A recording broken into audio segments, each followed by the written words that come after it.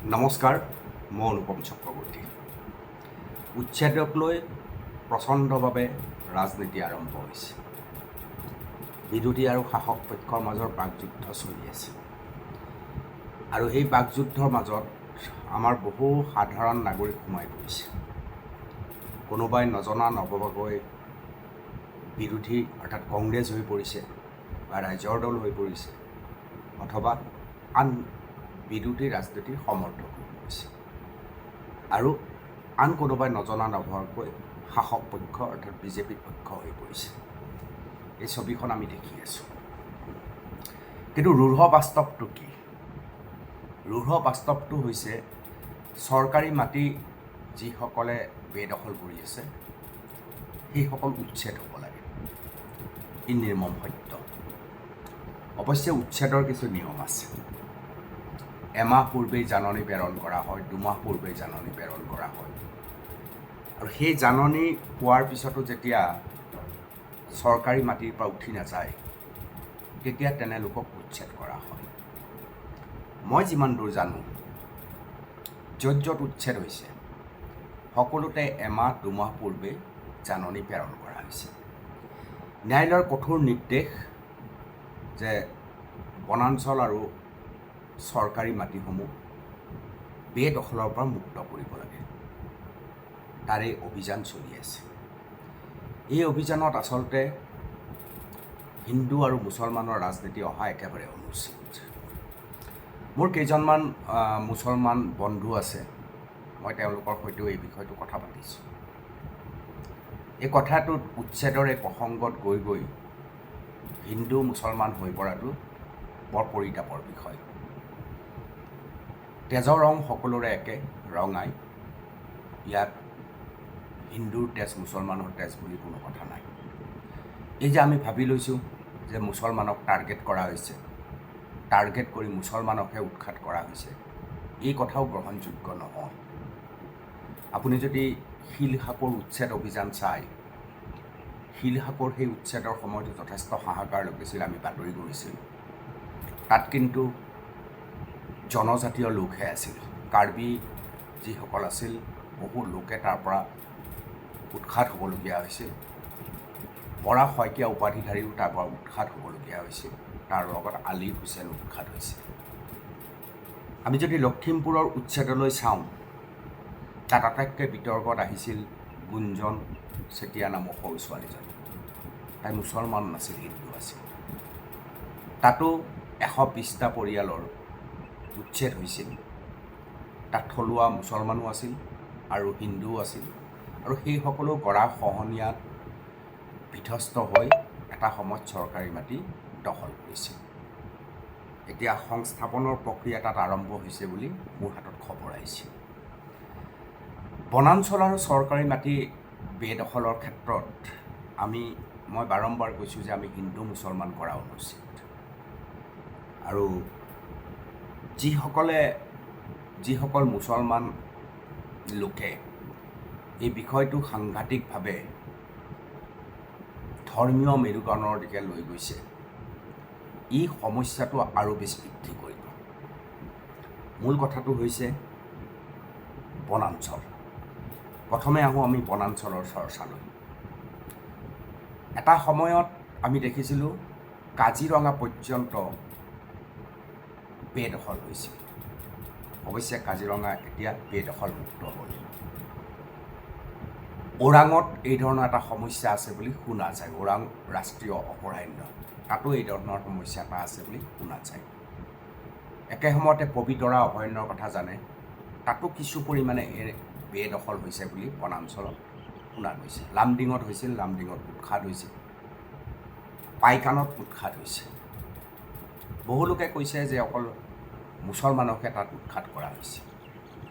এই প্ৰক্ৰিয়াটোক মই জনাওঁ যে যি বনাঞ্চলৰ ভিতৰৰ যি অঞ্চল, সেই অঞ্চলত কেৱল বংগমূলীয় মুছলমানেহে বেদখল কৰিছে। আপুনি যদি জনগোষ্ঠীয় বা জনজাতীয় লোকসকলক চায়, তেওঁলোকে সদায় অভয়াৰণ্যখনৰ বাহিৰৰ বন গাঁওবিলাকত বসবাস কৰে, যি অভয়াৰণ্যৰ দাঁতি কাষৰীয়া অঞ্চল হিচাপে চিহ্নিত হয়। আমি লামডিঙতো সেয়া দেখিছোঁ। পাইকানাতো সেয়া দেখিছোঁ আৰু কাজিৰঙাতো আমি সেয়া দেখোঁ যে কাষৰীয়া অঞ্চলবিলাকত হয়।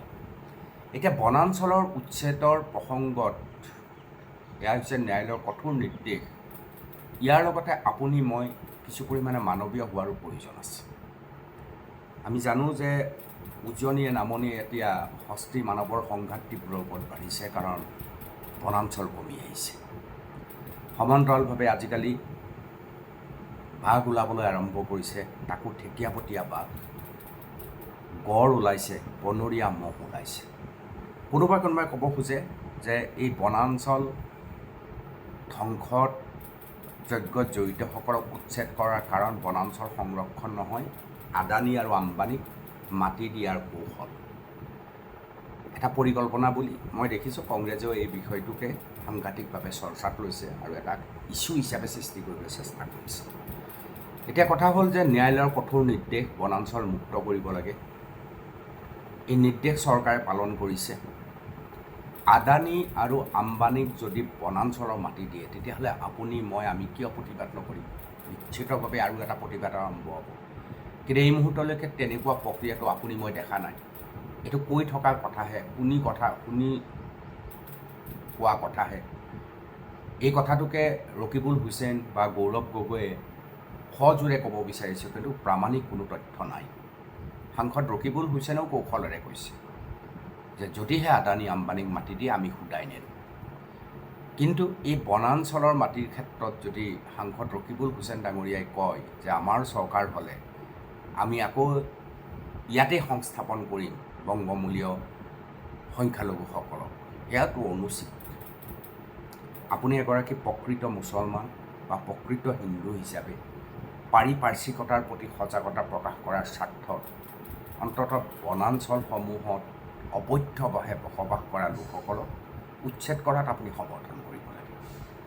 এতিয়া বংগমূলীয় মুছলমানকে আটাইতকৈ বেছি টাৰ্গেট কৰা হৈছে বুলি বা কেৱল এটা শ্ৰেণীকহে টাৰ্গেট কৰা হৈছে বুলি বহু লোকে মতামত দিব খোজে। স্পষ্টভাৱে তেওঁলোকে কয় যে কেৱল মুছলমানক টাৰ্গেট কৰি এই ব্যৱস্থা লোৱা হৈছে। কিয় আমাৰ এনেকুৱা লাগিছে? মই এই বিষয়টো ক'ব খুজিছোঁ। আমাৰ আটাইতকৈ ডাঙৰ বিষয়টো হৈছে যে কিছু বছৰ পূৰ্বে এই বিষয়টো যথেষ্ট চৰ্চাত আছিল। এইটো হৈছে পৰিয়াল পৰিকল্পনা। এতিয়া আপুনি ঘৰত এজনী মাইকী মুৰ্গী আনিছে, 2 বছৰ পোহপাল দিছে। এই মাইকী মুৰ্গীটোৱে একেলগে 12টা পোৱালি দিছে। এই 12টা পোৱালিৰ 6টা যদি আকৌ মাইকী মুৰ্গী হয়, তেতিয়াহ'লে সেই 6টাই যদি 3টাকে দিয়ে, তেতিয়াহ'লে কিমান হ'ল? 6টা মাইকীয়ে যেতিয়া আকৌ 3টাকে দিলে 18টা হ'ল। 18টাৰ পৰা আকৌ হ'ব, বাঢ়ি গৈ থাকে। বংগমূলীয় মুছলমানৰ ক্ষেত্ৰত আমি দেখা পাওঁ যে তেওঁলোকৰ পৰিয়াল পৰিকল্পনাহীনতা একেবাৰে নাই। 2টা সন্তানেই যথেষ্ট। এই বিষয়টো কেৱল থলুৱা মুছলমান আৰু থলুৱা হিন্দুসকলেহে মানি চলে। থলুৱা মুছলমানসকলকো আপুনি মন কৰিব বা থলুৱা হিন্দু বা জনজাতীয় ভাইসকলকো মনত কৰিব, চাব আপোনালোকে কাৰো সন্তান 2টাতকৈ বেছি নাই। আজিকালিতো এটাতেই শেষ হয় সকলো। গতিকে সেই সময়তো বংগমূলীয় মুছলমানে তেওঁলোকৰ অনাখৰী অভ্যাসৰ বাবেই বা সামাজিকভাৱে যি তেওঁলোকৰ সচেতন হ'ব লাগিছিল, সেই সচেতনতাৰ অভাৱৰ বাবে সন্তান জন্ম দিয়ে আছে আৰু তেওঁলোকক সেইবাবে মাটিৰো প্ৰয়োজন হয়, বসবাস কৰিবলৈ ঠাইৰ অভাৱ হয়। গতিকে তেওঁলোকে উপায় নাপায় য'তে ত'তে বেদখল কৰিবলৈ লয়। সেইবাবে আমি কি দেখোঁ? কাজিৰঙাতো দেখোঁ বংগমূলীয় মুছলমানক উচ্ছেদ কৰা হৈছে। লামডিঙতো আমি একেধৰণৰ দেখিছোঁ। পাইকানতো আমি একেধৰণৰ দৃশ্য দেখিছোঁ। চৰকাৰী মাটি ক'ৰবাত বেদখল হৈছে, তাতো আমি বংগমূলীয় মুছলমান আটাইতকৈ বেছি দেখিছোঁ। বাকীসকলে বেদখল কম কৰে। বেদখল কিয় কম কৰে তেওঁলোকে বাকীসকলে? কাৰণ তেওঁলোকৰ নিজা মাটি বাৰী আছে। ভাৰতৰ লোক, অসমৰ স্থায়ী বাসিন্দা তেওঁলোক। কেইবা পুৰুষৰ পৰা ইয়াত বসবাস কৰি আছে, তেওঁলোকৰ সম্পত্তি আছে, নিজৰ মাটি বাৰী আছে। তেওঁলোক গৃহহীন নহয়। গতিকে তেওঁলোকে এই ধৰণে বেদখল কৰি থাকিবলগীয়া পৰিস্থিতিৰ সৃষ্টি নহয়। মই সেইকাৰণে কৈছোঁ যে বহুত বিতৰ্ক হোৱা দেখা যায়। আজি এই বিষয়টোক কেন্দ্ৰ কৰি বহুত ভাৰতীয় মুছলমানেও যথেষ্ট অস্বস্তিকৰ এটা পৰিৱেশ জন্ম দিছে। তেওঁলোকে গোটেই বিষয়টোক কেৱল বিজেপিকৰণ গেৰুৱাকৰণ কৰিব বিচাৰিছে। কিন্তু বিজেপি বা গেৰুৱাকৰণৰ কথা ইয়াত নাই। কংগ্ৰেছৰ দিনতো যদি এই কাম হ'লহেঁতেন আপুনি সেই কথাই ক'ব লগা হ'লহেঁতেন, বা UDFে যদি কেতিয়াবা চৰকাৰ কৰে তেতিয়াও এই ধৰণৰ কথাই ক'ব লগা হ'লহেঁতেন। এইটো নিৰ্মম সত্য যে অসমৰ যিসকল স্থায়ী বাসিন্দা যুগ যুগান্তৰ ধৰি বসবাস কৰি আছে তেওঁলোকে বেদখল কৰিবলগীয়া পৰিস্থিতি নাই। যিসকলে কৰিছে তেওঁলোক উচ্ছেদিত হৈছে, সেয়া আপুনি চাৰিওফালে দেখিবলৈ পোৱা গৈছে। তাত হিন্দু মুছলমানৰ কথা নাই। আৰু যদি ভাৰতীয় নাগৰিক ক'ৰবাত উচ্ছেদিত হৈছে তেওঁলোকক সংস্থাপনো দিব লাগিব। আৰু মুখ্যমন্ত্ৰী ডক্টৰ হিমন্ত বিশ্ব শৰ্মাই শেহতীয়াকৈ ঘোষণা কৰিছে যে যদি ভাৰতীয় নাগৰিক তেওঁলোকক সংস্থাপন দিয়া হ'ব, জিলা উপায়ুক্তৰ যোগেদি তেওঁলোকে সমগ্ৰ কথা বতৰা জনাই তেওঁলোক সংস্থাপিত হ'ব। আমি বহুতে কওঁ যে সংস্থাপন নোহোৱাকৈ কিয় উচ্ছেদ কৰিছে, সংস্থাপনৰ ব্যৱস্থা নকৰাকৈ কিয় উচ্ছেদ কৰিছে। ইয়াৰ লগত ডাঙৰ প্ৰশ্নটো হৈছে বাৰে বাৰে জাননী দিয়াৰ পিছতো সেই জাননী কিয় গুৰুত্বহীন কৰা হৈছে। এজন ভাৰতীয় নাগৰিকক জাননী দিয়া হৈছে, তেওঁ বুজিছে যে তেওঁ অন্যায়ভাৱে ঠাই এটুকুৰ লৈ আছে, গতিকে তেওঁ অন্যায়ভাৱে লোৱা ঠাইটুকুৰ তেওঁ এৰি দিব লাগে। গতিকে জাননী দিয়াৰ পিছত যদি নাযায় তেতিয়াহ'লে ন্যায়ালয়ৰ নিৰ্দেশ আছে যে উচ্ছেদ কৰিবই লাগিব। সেই উচ্ছেদ সোণাপুৰত দেখিছোঁ আমি, সেই উচ্ছেদ গোৱালপাৰাত হৈছে, চাপৰত হৈছে, ধুবুৰীত হৈছে, সকলোতে হৈছে, লখিমপুৰত হৈছে। লখিমপুৰ বা আন ঠাইত উচ্ছেদ হওঁতে ইমান বেছি বিৰোধিতা হোৱা নাই, কিন্তু চাপৰত যেতিয়া হৈছে ৰাজনীতিও সাংঘাতিকভাৱে হৈ পৰিছে। কংগ্ৰেছে ইয়াৰ এটা সুযোগ ল'বৰ বাবে উচ্ছেদক ৰাজনীতিলৈ গমন কৰাই নিছে। কিন্তু আমি জনা ভাল, আমি ভবা ভাল, যেতিয়া হাতীয়ে আপোনাৰ ঘৰ ভাঙিব তেতিয়া আপুনি হিন্দু নে মুছলমান চালি জাৰি চাই নাভাঙে। হাতী এতিয়া গাঁৱত সোমাইছে, আমি দেখিছোঁ। চাৰিওফালে বনাঞ্চল কম হৈ আহিছে, পাৰিপাৰ্শ্বিকতাৰ বাবে ডাঙৰ বিপদ হৈছে। জলৰ প্ৰপাতৰ যি খৰস্ৰোতা ৰূপ সেয়া হ্ৰাস হ'বলৈ আৰম্ভ কৰিছে। সেই সময়ত আমি যদি বনাঞ্চল সংৰক্ষণ নকৰোঁ তেতিয়াহ'লে বিপদ আছে। আৰু এনেকুৱা বনাঞ্চল ক'ৰবাত এনেকুৱা বনাঞ্চলৰ ঠাই আছে য'ত কিছু অমুছলমানেও বেদখল কৰিছে। সময়ত চাগে সেইবিলাকো উৎখাত হ'ব বা উচ্ছেদ হ'ব। মাজে মাজে মই উচ্ছেদৰ খবৰ শুনিও থাকি। গতিকে উচ্ছেদক লৈ হিন্দু মুছলমান কৰা একেবাৰে অনুচিত। মই আমছু ৰেজাউল কৰিমৰ নিচিনা সংগঠনৰ নেতাকো ক'ম যে আপোনালোকে ইয়াৰ বিৰোধিতা নকৰিব। হয়, সংস্থাপন হ'ব লাগে, সংস্থাপনৰ দাবী জনাওক। আপোনালোক সেইসকল ভাৰতীয় মুছলমান যিসকল অসংস্থাপিত হৈ আছে, নদী ভঙাৰ বাবে যিয়ে বেলেগত দখল কৰিছে, সেইসকলৰ নাম পঞ্জীয়ন কৰি তেওঁলোকক উপযুক্তভাৱে ক'ত সংস্থাপিত কৰিব পাৰি তাৰ পৰিকল্পনা কৰক। কিন্তু চৰকাৰী মাটি বেদখল কৰা বা বনাঞ্চল ধ্বংস কৰি বেদখল কৰাসকলৰ সপক্ষে একেবাৰে মাত নামাতিব। যদি তাক আপোনালোকে সপক্ষে কয় তেতিয়া অসমৰ জনসাধাৰণে আপোনালোকক বেয়া পাব। মই আমছুকো এই অনুৰোধ জনাইছোঁ। আজি ABMCU নামৰ এটা সংস্থাৰ, এটা সংগঠনৰ, টাইচন মোৰ ভাইটিৰ নিচিনা 20 বছৰ ধৰি তেওঁলোকে অসম আৰু অসমীয়াৰ বাবে লাগি আছে। তাৰ এগৰাকী পুৰণা সদস্য মইনুদ্দিনেতো অসমীয়া ভাষাই শেষ কৰি দিম বুলি ক'লে। এইটোতো উচতনি ৰাজনীতি। তেওঁক অৱশ্যে ABMCUৱে তেওঁক এতিয়া প্ৰাথমিক সদস্যৰ পৰা বৰ্খাস্ত কৰিছে, কাৰণ অসম আৰু অসমীয়াৰ স্বাৰ্থত টাইচনহঁতে কাম কৰে বুলি তেওঁলোকে ভাবে আৰু কৰি আহিছে। আমছুও কৰি আহিছে, মই নাই অহা বুলি কোৱা নাই। কিন্তু ৰেজাউল কৰিমক মই বহুতবাৰ অনুৰোধ কৰিছিলোঁ। তেওঁ দীঘলীয়াখন মই এটা পত্ৰ লিখোঁতে তেওঁ দীঘলীয়া এটা উত্তৰ দিছে। মই তেওঁক কৈছোঁ যে অসমীয়া যিসকল বংগমূলীয় মুছলমান আছে, বিশেষকৈ যিসকল ভাৰতীয় নাগৰিক, সেইসকলক অসম আৰু অসমীয়াৰ সম্পৰ্কে প্ৰাথমিক জ্ঞান দিয়াটো প্ৰয়োজন। সেইসকলৰ মাজত বাল্য বিবাহ এতিয়াও অব্যাহত আছে। সেইসকলৰ অধিক সন্তান জন্ম দিয়াৰ প্ৰৱণতা এতিয়াও আছে। আৰু অসমীয়া ভাষাৰ সৎ ব্যৱহাৰ তাত এতিয়াও হোৱা নাই। অসমীয়া সংস্কৃতি এতিয়াও সাংঘাতিকভাৱে প্ৰসাৰ হোৱা নাই। এনেকুৱা বহুত চৰ চাপৰিয়ে ভাল কাম কৰি আছে, চেষ্টা কৰিছে, কিন্তু এতিয়াও বহুত আঁতৰোৱা হৈ আছে। ৰেজাউল কৰিমহঁতক মই এইটোহে নিবেদন জনাইছিলোঁ, মই তৰ্কযুদ্ধ কৰিব বিচৰা নাই। মই কোৱা নাই যে সকলোবিলাক অবৈধ নাগৰিক। মোক ৰেজাউল কৰিমে প্ৰশ্ন কৰিছে যে আপোনাক লৈ যাম মই সেই মুছলমান লোকসকলে, বংগমূলীয় মুছলমান ভাইসকলৰ কাষত, তাত কোনজন অবৈধ নাগৰিক আপুনি চিনাক্ত কৰি দিয়ক। চিনাক্ত মই নকৰোঁ, চিনাক্ত চৰকাৰে কৰিব।